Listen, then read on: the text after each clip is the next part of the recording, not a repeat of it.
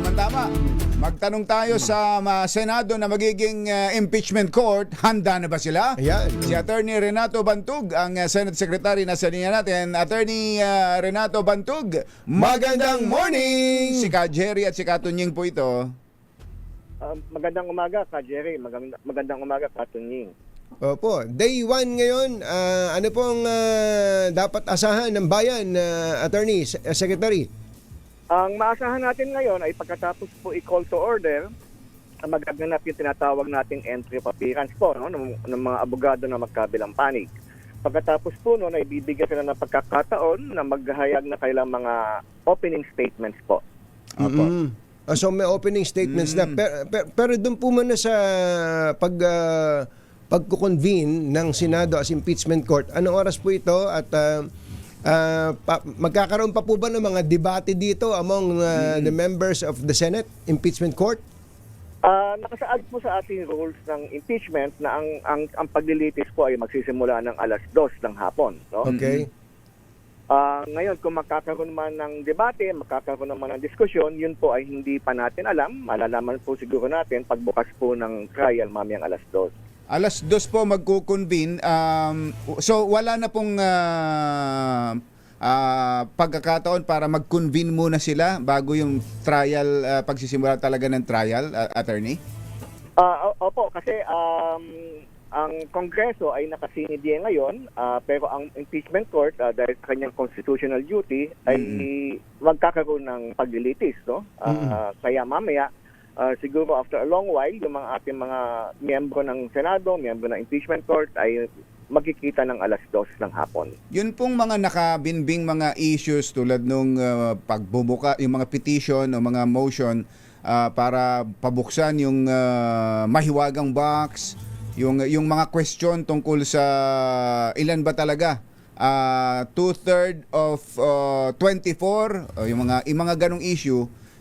Sa pagsisimula ay hindi ba yun kaagad muna haharapin ng impeachment court? Pagkatapos po ng opening statements na magkabilang panig, maaari po natalakayin ng impeachment court yung tinatawag natin mga pending incidents, yung mga pending issues. Kasama na po dyan yung BIR box. No? Bahagyan na pag-usapan po yan nung nag-caucus nung Biyernes. Pero ika nga nila, ang lahat naman ng pag-uusap na yan na magiging penal lamang pag nag-convene na po sila as an impeachment court. Meron po bang requirement para makapag-convene ng impeachment court as to the number of senators present, physically present? Walang direktang provision na nakalagay sa rules ng impeachment, pero nakasaad din naman po na ang rules of the Senate ay mag-a-apply suppletorily. No? So kahit na walang direktang provision nakalagay sa rules ng impeachment, yung pagbibilang ng quorum ay maaari pong hiramin sa rules of the Senate po. In other words, gaano po karami ang kailangang maging present mamaya to constitute a quorum? Ang nakasaad naman po sa konstitusyon ay a majority of each house shall constitute a quorum. So, Meaning 13? Maaaring 13, depende po sa pagiging interpretasyon ng majority of each house. Kaya natin tinatanong yun, Kumbachero, dahil may mga naririnig tayo na boycott uli.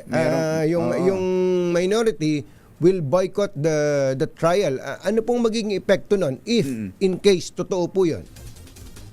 Ako po naman kung kumpiyansa na magkakaroon ng sapat na bilang para magkaroon po ng quorum ang impeachment court. No? Kahit po ay 24, 23, 22, kung ano man po ang total na bilang, sa tingin ko naman po ay maaabot ang required number of senators para mabuksan po on trial mamayang hapon. Meron po bang pasabi o meron kayong information na meron talagang magbo-boycott, Attorney? Sa ngayon po, wala. Wala naman po umaabot sa ating ganyang balita, walang umaabot na ganyang informasyon po. Si VP Sara po ba may pasabi na kung siya dadalo dito sa first day at siya ba required? Nagbigay po kami ng notice last week, no. Thursday. Mm. Pero hanggang ngayon po ay wala pa rin kami natatanggap na indikasyon kung si VP po ay dadalo o hindi. Mm-mm. Ngayon sa ating rules naman po ng impeachment, hindi naman po required no, Mhm. na dumalo personally ang ating Vice Presidente. Ano pong preparasyon if ever na dumating po ang pangalawang Pangulo? Nakahanda naman tayo kung sakaling biglang magkakaroon ng pasabi na siya po ay dadalo, meron naman po tayong mga nakahandang preparasyon. Mm-mm. Doon po sa mga gustong manood, pumunta mismo dyan na hindi naman parte ng trial, pwede po ba, open po ba ito sa public at ano po ba ang dapat gawin? At ilan ang kayang i-accommodate? Ilang ticket? Pwede. Oo, maliwanag po sa rules ng impeachment trial sa Senado na lahat ang trial po ay shall be open to the public at all times, no? Mm-mm. Kaya po tayo ay naglaan ng 151 seats sa session hall kahit na po alam naman po natin na medyo may kaliitan na session hall na Senado. Ganun pa man naglaan po tayo ng 151 seats, no? Mm-mm. Yung 45 doon binigay namin sa prosecution para sila po ang mag-imbita ng kailang mga guests. Okay. Yung 45 binigay din natin. Parehas sa na parehas. Oo. Parehas po. No? Ngayon po, yung nalalating 61 seats, yan po ay sa general public at ang ating po mga kasamahan, ng mga kababayan po ay pwede po directly mag-register sa aming Senate VMS. No? Kahapon po, ng alas 2 ng hapon, nagsimula po yung registration. No? Mm-mm. At ang pagkakaalam ko, lahat ng 61 seats ay na-reserve na po. Ay, ganun kabilis. Ganon? Ano? Para daw... Ganun po kabilis, no? Oo. Sa katunayan po, nung binuksan namin nung 2 p.m., ang total request agad was about 50,000. Ay! Mario Grabe. naman. Parang dinaig ho pala niyan yung Yung concert. Wimbledon, parang Yung- Wimbledon. Yung concert ng BTS. Ganon. Na March pa next year. Parang ganun, ano? Opo, kaya nga po nagkaroon kami ng system slowdown kahapon, pero naayos naman po agad. At yun nga po, nung tinignan ko yung datos, nung alas 2 ng hapon, yung total request umabot po ng 50,000. 50,000. So, ang oo. pagka po halimbawa, ako ay kasama ako dun sa 61. Ano ba binibigyan nyo? Ticket o confirmation number? Makakatanggap po kayo ng tinatawag nating QR code, no? QR code.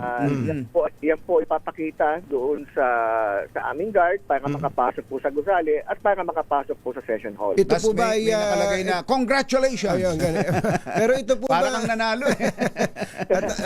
Attorney, Secretary, ito po ba ay transferable? Halimbawa, ako ay biglang nagkasakit ngayon, pwede po ba? Hindi pwede yan. Hindi po, kasi doon sa proseso Sungit ng naman. registro, kayo po ay magbibigay ng inyong pangalan at kailangan niyo pong i-upload ang inyong ID.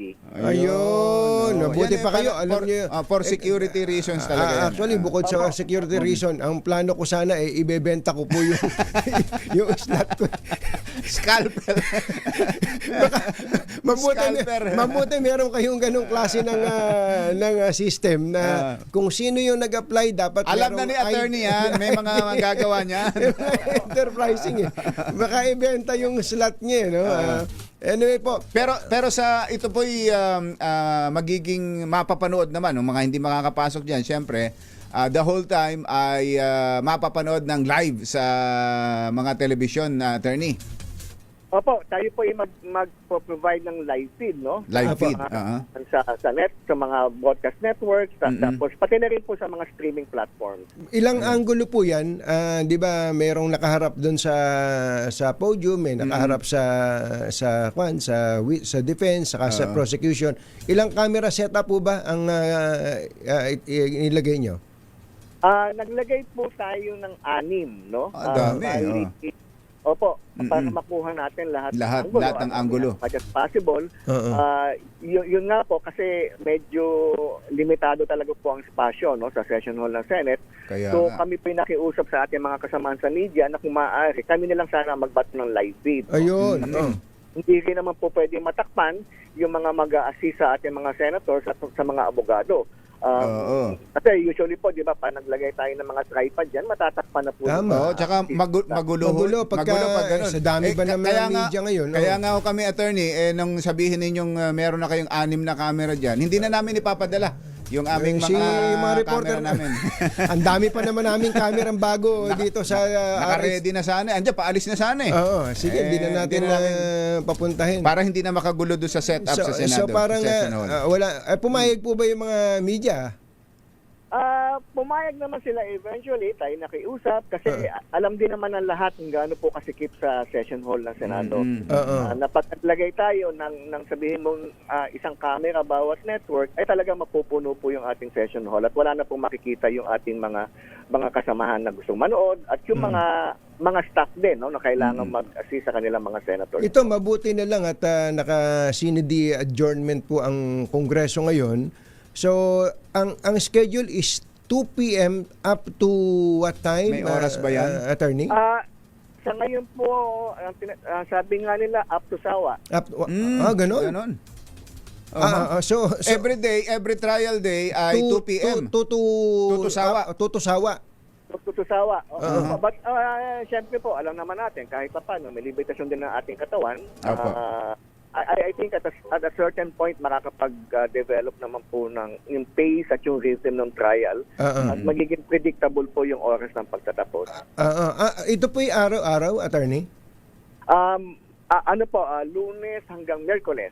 Okay. Lunes hanggang Miyerkules. 3 araw lang a week.